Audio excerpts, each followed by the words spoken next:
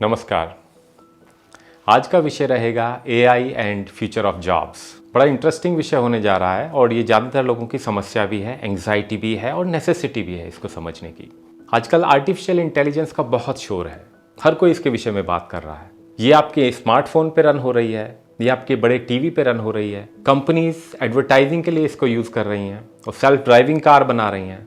इसके यूज़ कर करके बड़ी बड़ी कंपनीज ये तय कर रही हैं कि आपको क्या सोचना है, किस तरह सोचना है, कैसी बॉडी लैंग्वेज रखनी है, कैसे कपड़े पहनने हैं, कैसे हेयर स्टाइल्स रखने हैं, कौन सा त्यौहार मनाना है और किस तरह मनाना है। ये आपको इस तरह प्रभावित कर रही हैं और आपको उसके विषय में ज़्यादा कुछ पता नहीं है। उदाहरण के लिए इलेक्शन के लिए और वोटिंग को इन्फ्लुएंस करने के लिए भी इसका बहुत यूज़ किया जा रहा है। आपको याद होगा पिछले 3 अमेरिकन इलेक्शंस, प्रेसिडेंट के इलेक्शंस, उन तीनों में एआई और डेटा साइंस को यूज़ करके वोटर्स को इन्फ्लुएंस किया गया और इन्फ्लुएंस करने वाली पार्टी अच्छे मार्जिन से जीत पाई। अब ये आर्टिफिशियल इंटेलिजेंस है क्या? अब लेमन की टर्म्स में बात करते हैं। बेसिकली जब हम कोई भी काम जिसमें ह्यूमन इंटेलिजेंस की ज़रूरत होती है वो मशीनों से करा सकें, मतलब मशीन कुछ इस तरह काम करे कि हमें ये पता ही नहीं लगे कि इसमें ह्यूमन इंटेलिजेंस यूज़ हुआ था या किसी मशीन ने इसको ऑटोमेटेड तरीके से किया था। इस प्रोसेस को आर्टिफिशियल इंटेलिजेंस बोलते हैं। या ऐसे समझ सकते हैं कि आर्टिफिशियल इंटेलिजेंस एक ऐसी टेक्नोलॉजी है जिसमें computer programming, mathematics, data, information collection, उसके आधार पर कंप्यूटर वो काम कर देता है जैसे काम में वो इंटेलिजेंस डेवलप कर लेता है जैसे इंटेलिजेंस की ह्यूमन से अपेक्षा की जाती है। तो जब ये इतनी इन्फ्लुएंशियल है तो हमें ये जानना चाहिए इसका हम पे असर क्या पड़ने वाला है। तो पहले बात करते हैं what would be the impact of these things on our jobs, our work. AI के कारण उन कामों को भी मशीन से करा सकते हैं जिन कामों में हमें लगता है कि यहाँ ह्यूमन इंटेलिजेंस की जरूरत तो पड़ेगी ही पड़ेगी। ऐसे में प्रश्न ये उठता है कि ये तेजी से बदलती हुई टेक्नोलॉजीज मेरे जीवन को किस तरह प्रभावित करेगी, मेरी जॉब को किस तरह प्रभावित करेगी। क्या मेरी जॉब चली जाएगी? क्या मैं इरेलेवेंट हो जाऊंगा? क्या करूं कि मैं सेफ रहूं, सुरक्षित रहूं, काम करता रहूं और समाज में अपनी रिस्पॉन्सिबिलिटीज फुलफिल करता हूं। अब इस बारे में 3 अलग अलग तरह की सोच है। जैसे कि पहली थिंकिंग, जिसको मैंने नाम दिया है डिवाइन ऑप्टिमिज्म का। इसमें इसको मानने वाले लोग सोचते हैं एवरीथिंग इज फाइन। जैसे हमने एक मूवी में देखा है ऑल इज वेल, आपको कुछ नहीं करना, सब ठीक रहेगा। जैसे दुनिया चलती आई है वैसे ही चलती रहेगी। जिसने पैदा किया है वो खाने को भी देगा, वो ध्यान भी रखेगा। और मनुष्य इस धरती पर रह रहे हैं तो कोई ना कोई रास्ता ढूंढ ही लेंगे। तो इसके लिए सब ठीक है, कुछ करने की आवश्यकता नहीं है। ये एक थिंकिंग का स्टाइल और एक ग्रुप ऑफ पीपल ऐसा है जो इस तरह सोचता है। इस सोच में एक परेशानी है कुछ एजम्पशंस की। जैसे लोग ये एज्यूम कर लेते हैं कि पूरी ह्यूमैनिटी एक सिंगल यूनिट है, कोई प्रॉब्लम होगी तो सब लोग मिलजुल के उसको हैंडल कर लेंगे। लेकिन हमें ये देखना चाहिए कि ह्यूमैनिटी डिवाइडेड है। कोई तो कंपनी का मालिक है, कोई बड़ी कॉर्पोरेट को हेड कर रहा है, कोई पॉलिटिशियन है, लेकिन दूसरी ओर कुछ ऐसे लोग भी हैं जो अपनी बेसिक ईएमआई से परेशान हैं। वो दिन रात संघर्ष कर रहे हैं अपनी रोजी रोटी कमाने के लिए। क्या एक चीज, एआई जैसी पावरफुल चीज, इन सबको इक्वली इन्फ्लुएंस करेगी या अलग अलग तरीके से करेगी? एक टेक्नोलॉजी सबके साथ एक साथ से ट्रीटमेंट नहीं करती। एक कॉर्पोरेट के हेड को, एक पावरफुल बिजनेस हाउस को, एक पॉलिटिशियन को एम्पावर करेगी और ज्यादा पावर देगी। दूसरी ओर जो लैडर पे सबसे नीचे खड़ा हुआ व्यक्ति है उसको और कमजोर करेगी। तो इस प्रोसेस में दूसरी थिंकिंग, उसको मैंने नाम दिया है कैलकुलेटेड ऑप्टिमिज्म। ये लोग सोच तो रहे हैं लेकिन काफी ऑप्टिमिस्टिक हैं, जो हो सकता है रियलिटी से थोड़ा ड्रिफ्टेड हो। इस थिंकिंग के अनुसार ये बेसलेस है, ये बात बेसलेस है कि हम लोग जॉबलेस हो जाएंगे और मशीन हमारे ऊपर कंट्रोल ले लेंगी, सारे काम वही करने लगेंगी। इन लोगों का आर्ग्यूमेंट इसलिए है कि उन्होंने पहले इंडस्ट्रियल रिवॉल्यूशन की हिस्ट्री को देखा। 1760 से 1840 के बीच जो ये बड़ा चेंज पूरी दुनिया में हुआ, शुरू में ऐसा लगा था कि मशीनें आ गई हैं, सारे काम मशीनें कर लेंगे, अब ह्यूमन का क्या होगा? खेती का, फैक्ट्रीज का, हर कुछ, सब कुछ मशीनों के पास शिफ्ट हो जाएगा, सारी मैन्युफैक्चरिंग मशीनों के पास शिफ्ट हो जाएगी। लेकिन ऐसा हुआ नहीं। ऐसे ही लोगों ने सोचा 1969 से 1989 में जो कंप्यूटर्स आए। लेकिन सच में हुआ कि जैसे कंप्यूटर आए या जैसे मशीन्स आई, जॉब्स की नेचर, जॉब्स की संख्या बढ़ने लगी। इसलिए इस बार भी वैसा ही होगा कि जॉब फिर बढ़ जाएंगी। क्यों बढ़ जाएंगी? ये logic, rational, they may not have it, but this बढ़ जाएंगी। उनका कहना है जॉब्स की नेचर बदल जाएगी। अभी हम फिजिकल स्किल्स पर ज़्यादा डिपेंडेंट हैं, बट ग्रेजुअली हम लोग मेंटल स्किल्स पे ज़्यादा डिपेंडेंट हो जाएंगे। एंट्री लेवल का बैरियर थोड़ा सा ऊपर हो जाएगा, थोड़ा और सोफिस्टिकेटेड स्किल्स की आवश्यकता होगी और लोग अपनी स्किल्स को अपग्रेड करके, नई स्किल्स को सीख के फिर से बाजार में आ जाएंगे and everything would be fine. जब मैं इस लॉजिक को, इस आर्ग्यूमेंट को देखता हूँ तो मेरे को हंसी आती है, मुझे लगता है कितने भोले हो तुम। Can old solution work for the new problems without much due diligence and without much thoughts? No, of course not. अब इसमें एक तीसरी थिंकिंग है जो मुझे लगता है that is more balanced view, more realistic view. मुझे लगता है पहली दोनों ही अप्रोच फ्लॉड हैं। नई नई टेक्नोलॉजी की वेव जिसको आर्टिफिशियल इंटेलिजेंस ड्राइव कर रही है, ये पिछली सारी चुनौतियों की तुलना में बहुत बड़ी चुनौती है। I have 3 main reasons to back this conclusion. The first argument is the scale and pace of the technology. पहले लोगों को सीखने का या खुद को अपग्रेड करने का बहुत टाइम मिल जाता था। मशीनों को लैब से आम आदमी तक पहुंचने में लगभग 100 साल लगे और तब तक लोगों ने अपने आप को ट्रेन कर लिया और वो मशीनों को यूज करके प्रोडक्शन बढ़ाने लगे। पर इस बार टेक्नोलॉजी इतनी तेजी से बदल रही है, इतनी तेजी से अपग्रेड हो रही है कि human pace, human learning approach, it just can not achieve it. दूसरे, किसी भी सॉल्यूशन या किसी भी नए प्रोडक्ट को पूरी दुनिया में फैलाने के लिए आज 10 से 15 मिनट लगते हैं, या इतने भी नहीं लगते। आप एक एप्लीकेशन डाउनलोड करते हो, इतनी देर में एक नई टेक्नोलॉजी आपके फ़ोन पर आ जाती है। फॉर एग्जाम्पल, कोई आदमी नई भाषा सीखता है, उसे 10 से 12 साल एक नई लैंग्वेज को सीखने में लगेंगे और वो सोचेगा कि मैं एक ट्रांसलेटर की जॉब करूँगा, फॉरेन टूरिस्ट्स को घुमाऊँगा, स्पेनिश बोलूँगा एंड ऑल दैट। आज एआई के कारण एक लैंग्वेज का ट्रांसलेशन, इसका एप्लीकेशन 10 सेकंड में आपके फ़ोन पर डाउनलोड हो जाएगा। आपको नई लैंग्वेज सीखने की कोई आवश्यकता ही नहीं है। क्या ह्यूमंस इस मशीन से, इन ऐप से compete कर सकते हैं? Of course not. The second argument is the backing by consumption. पहले जब मशीन्स को ह्यूमंस ने यूज़ करना शुरू कर दिया और कंप्यूटर्स को यूज़ किया, तो इससे ह्यूमन ने अपने कंजम्पशंस को बढ़ाने में हेल्प ली। जैसे लोगों ने और ज़्यादा कंज्यूम करना शुरू कर दिया, उनकी अवेलेबिलिटी चीज़ों की बहुत ज़्यादा होने लगी। कभी जो राजा महाराजा भी आज से 200 साल पहले जो चीज़ अफोर्ड नहीं कर सकते थे, वो एक आम आदमी अफोर्ड करने लगा। जैसे शुरू में अमेरिका, वेस्टर्न यूरोप, या उसके बाद Russia, Pacific, China, gradually India and now Africa, इन सब लोगों ने धीरे धीरे अपने कंजम्पशन को बढ़ाना शुरू कर दिया। मशीन्स और कंप्यूटर ने जितना प्रोडक्शन बढ़ाया, उसी के प्रोपोर्शन में कंजम्पशन भी बढ़ गया। तो एक काइंड ऑफ बैलेंस की सिचुएशन बनने लगी। लेकिन आज की स्थिति में हम लोगों के पास कंजम्पशन को और ज़्यादा बढ़ाने का कोई ऑप्शन नहीं बचा है। पूरी धरती के रिसोर्सेज लगभग ख़त्म हो रहे हैं। अब और कंजम्पशन बढ़ाने का कोई स्कोप कहाँ है? और एआई इस रेट से प्रोडक्शन को बढ़ाएगी कि उस रेट से हम कंज्यूम कभी कर ही नहीं सकते। यदि करने की कोशिश करेंगे तो ये पूरी धरती खत्म हो जाएगी। शायद इसीलिए ह्यूमैनिटी ट्राई कर रही है कि दूसरे प्लेनेट पे जाएं, वहाँ पे बस्तियाँ बसाएं। नेचर एंड एनवायरनमेंट को हमारे कंजम्पशन ने इस तरह डिस्ट्रॉय किया है कि it can not sustain any more. Global warming हो रही है, सोइल की फर्टिलिटी खत्म हो रही है, हवाएं सांस लेने लायक नहीं बची, एनिमल्स और इंसेक्ट्स, इनकी स्पीसीज डे टू डे, हर दिन सैकड़ों स्पीसीज धरती से खत्म हो रही हैं। ऐसे में क्या हमें लगता है कि हम कंजम्पशन बढ़ा के फिर से इस धरती को सस्टेन कर लेंगे? सो कंजम्पशन से इसकी बैकिंग अब नहीं होगी। जो पहले 2 बार की रिवॉल्यूशन में या इवोल्यूशन में जब मशीन्स आई और कंप्यूटर्स आए, तब हम कर पाए थे। और मजेदार बात यह है, इस कंजम्पशन से दुनिया में 2 तरह के देश बन गए। एक प्रोड्यूस करने वाले कंट्री जो टेक्नोलॉजी लीडर्स थे, और दूसरे कंज्यूम करने वाले डिपेंडेंट कंज्यूमर्स।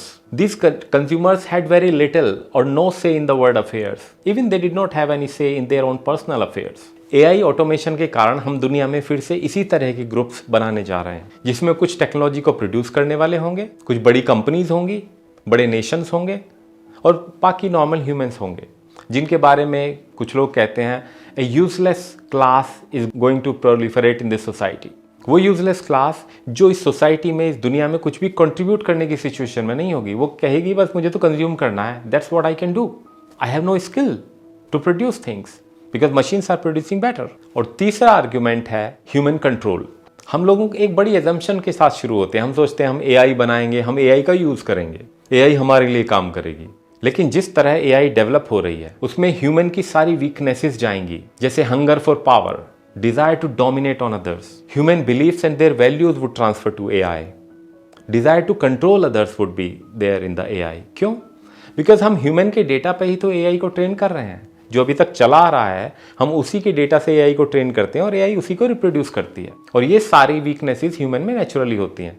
तो ये मान लेना कि ह्यूमन AI को कंट्रोल कर लेगा, ये बड़ी इमैच्योरिटी है। क्या होगा जब AI ह्यूमंस को कंट्रोल करने लगे? वो इतनी पावरफुल हो जाए, जो इवेंचुअली हो जाएगी, इसमें कोई डाउट नहीं है। Next 4 year 5 year, that's it. वो भी मैं ज़्यादा बोल रहा हूँ। Human can not stop it any more. That is the biggest fear of experts in the field. it will be used in the war where human greed and hatred is brazenly unleashed to the fullest. War में आदमी कुछ भी use करता है, किसी भी limit तक जाता है. After these three arguments, I would question कि इससे बचेगा कौन and who is at the forefront of the death row. शुरू में ऐसा लगता था कि ऑटोमेशन से लेबर वर्क, फिजिकल वर्क ये रिप्लेस हो जाएगा, उसको मशीनें करने लगेंगी. लेकिन वाइट कॉलर जॉब्स हैं या थिंकिंग से रिलेटेड जॉब्स हैं या नॉलेज बेस्ड इकोनॉमी जो है, नॉलेज बेस्ड जो जॉब्स हैं वो बच जाएंगी, तो ह्यूमन ग्रेजुअली उन पे शिफ्ट कर जाएगा. लेकिन अभी लेटेस्ट डेवलपमेंट देखिए, for example chat GPT, DALL-E, Bard, Copilot, इन सारी टेक्नोलॉजी से ये बात क्लियर है कि एआई किसी भी लैंग्वेज एक्सपर्ट्स को सेकंड्स में हरा सकती है. कुछ ही सेकंड्स में किसी भी विषय पे पोइट्री लिख सकती है, लैंग्वेजेस को ट्रांसलेट कर रही है, पेंटिंग बना रही है, वीडियो एडिटिंग कर रही है, इनोवेटिव म्यूजिक क्रिएट कर रही है और प्रोग्रामिंग भी कर रही है साथ में. जिसको हम क्रिएटिव काम कहते थे वो भी एआई कर रही है, जिसको हम लॉजिकल काम कहते थे वो भी एआई कर रही है. तो व्हाइट कॉलर जॉब या नॉलेज बेस्ड इकोनॉमी की जॉब बची कहाँ? अब प्रश्न आता है व्हाट इज नेक्स्ट. कोई करे तो क्या करे? ऐसी क्या चीज है जो ह्यूमन क्रिएट कर सकता है, ह्यूमन बना सकता है, लेकिन मशीन नहीं बना सकती. और दूसरी ओर ह्यूमंस को अपने काम में एक सेंस ऑफ मीनिंगफुलनेस चाहिए, एक सेंस ऑफ वर्थनेस कि मैं कुछ वर्थ हूं, मैंने कुछ किया, सेंस ऑफ अचीवमेंट. कोई छोटी सी भी जॉब करता है तो उसको ये लगता है कि मैं एक सोसाइटी में एक बड़ी चीज कंट्रीब्यूट कर रहा हूं, ये मेरा काम है. लेकिन सोचो सडनली मशीन उस काम को चुटकी बजाते ही कर दे और आदमी से कहे अच्छा अब ये बताओ तुम्हें क्या आता है. आपने बहुत सारा टेक्निकल काम सीखा, कोई आप बड़ी सी चीज कर रहे हो जो आपको लग रहा है कि उसको सीखने में आपको 10 साल लग गए, 20 साल लग गए, और मशीन उसको 2 सेकंड में करके बोले हो गया, what you should be paid for. अब ऐसे में उस आदमी को लगेगा मेरा तो होना ही बेकार है. इससे एक जॉबलेस मैस क्रिएट होगी, एक वर्थलेस सोसाइटी क्रिएट होगी. क्राइम बढ़ेगा, डिप्रेशन बढ़ेगा, एंग्जाइटी बढ़ेगी, फियर बढ़ेंगे. लोगों के पास पैसे ही नहीं होंगे तो वो खर्च क्या करेंगे. और ये कंपनी जो एआई बना रही हैं, जो मशीन्स बना रही हैं, जो फैक्ट्रीज चलेंगी, वो किस पैसे से चलेंगी और किसके लिए प्रोड्यूस करेंगी. जब बायर्स ही नहीं है तो प्रोड्यूसर क्या करेगा. तो इसी के लिए एआई या दुनिया के एक्सपर्ट्स ने सोचा है कि एक यूनिवर्सल बेसिक इनकम होनी चाहिए. हर आदमी को वो कुछ काम करे नहीं करे उसको एक बेसिक मिनिमम इनकम मिलनी चाहिए. लोग इस आइडिया पे भी विचार कर रहे हैं क्योंकि द थ्रेट इज रियल. लोगों पे पैसे आएंगे तो कम से कम दुनिया का कारोबार तो चलता रहेगा. लेकिन ये कोई परमानेंट सॉल्यूशन नहीं है और ये हो पाए वो भी तब हो सकता है डेवलप्ड कंट्रीज, पावरफुल कंट्रीज को कर लें और बाकी लोग रह जाएं.